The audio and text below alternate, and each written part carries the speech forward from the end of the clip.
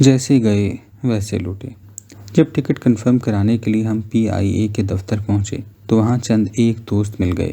انہوں نے مجھے گھیر لیا۔ اچھا تو حاجی صاحب تشریف لائے ہیں، ایک بولا۔ دوسرا کہنے لگا، نہیں ان پر تہمت نہ لگاؤ، یہ تو غالباً دبئی گئے تھے، حج پر گئے ہوتے تو چہرے پر یہ نحوست نہ ہوتی۔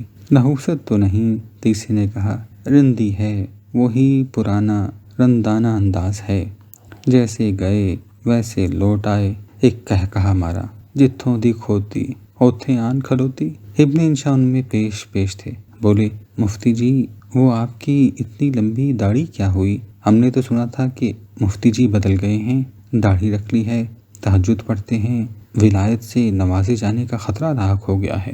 ہم تو ڈر گئے تھے، لیکن شکر ہے اللہ کا، جیسے گئے تھے ویسے ہی لوٹ آئے۔ بچپن میں کوئی نیک عمل کیے ہوں گے جن کے صلے میں خطرہ ٹل گیا۔ میں نے کراچی سے روانگی کی خبر کسی کو نہ دی تھی، لیکن جب میرا طیارہ اسلام آباد پہنچا اور میں باہر نکلا تو پیرزادہ، راجہ، نور محمد، دانی، آغا سبھی موجود تھے۔ انہوں نے مجھے گھیر لیا، میری گردن ہاروں سے لد گئی۔ پیرزادہ نے ہٹ جاؤ کا نعرہ لگایا اور پھر اپنا کیمرہ نکال کر میری تصویریں کھینچنے لگا۔ اس اہتمام پر خوشی کی ایک لہر دل میں ڈول گئی۔ دل بلیوں اچھلا، لیکن مجھے محسوس ہونے لگا کہ بات نہیں بنی۔ اہتمام تو تھا، پھولوں کے ہار پہ پہنے، مسکراہٹوں بھرا خیر مقدم بھی تھا، لیکن وہ تقدیس بھرا احترام نہ تھا۔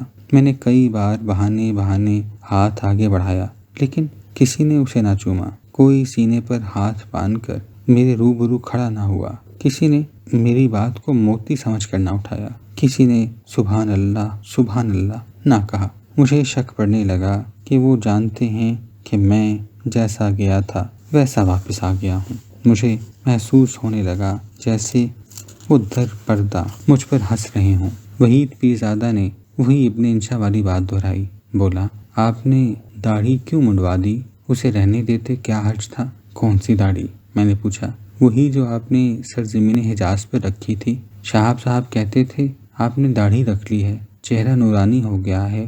انہوں نے تو ہمیں ڈرا ہی دیا تھا۔ ہم تو سمجھے تھے کہ ایک دوست ہاتھ سے گیا، لیکن الحمدللہ کوئی خطرہ نہیں، راجہ نے کہا۔ جب میں گھر پہنچا تو اقبال بولی، آ گئے، چلو اچھا ہوا، جیسے گئے تھے ویسے ہی آ گئے۔ اقبال کٹر مسل قسم اقبال